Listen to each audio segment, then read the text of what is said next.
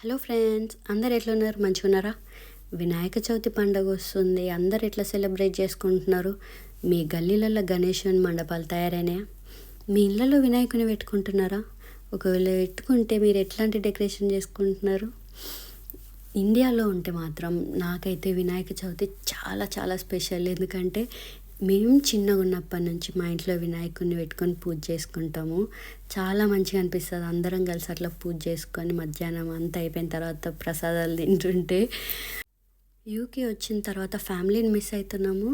So అట్లనే Indian పండుగలు miss అవ్వద్దు అని చెప్పేసి మేము మ్యాక్సిమం అన్నీ చేసుకోవడానికే ట్రై చేస్తాము.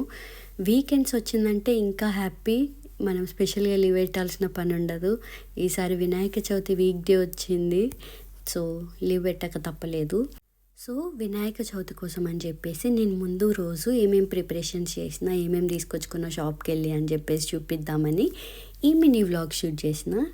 ఈవినింగ్ ఫ్రెష్ అప్ అయిన తర్వాత స్నానం చేసుకొని బయట గ్రాసరీ స్టోర్కి వెళ్ళి పూలు పండ్లు తీసుకున్న. అట్లనే మన ఇండియన్ గ్రాసరీ స్టోర్కి వెళ్ళి అక్కడ మా గణపయ్యని తీసుకున్నా.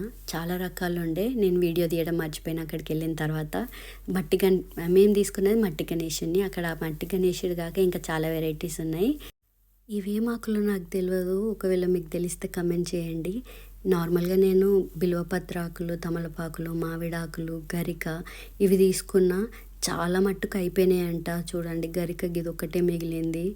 సర్లే, లేని దానికి ఏం చేస్తాం, ఉన్నవే తెచ్చుకున్నా. ఇంకా నేను కొబ్బరికాయలు కూడా తీసుకున్నా. నేను అట్లనే ఇండియన్ స్టోర్కి వెళ్ళినా కదా, వెజిటేబుల్స్ ఇంట్లో లేవని చెప్పి కొన్ని కూరగాయలు కూడా తీసుకున్నా.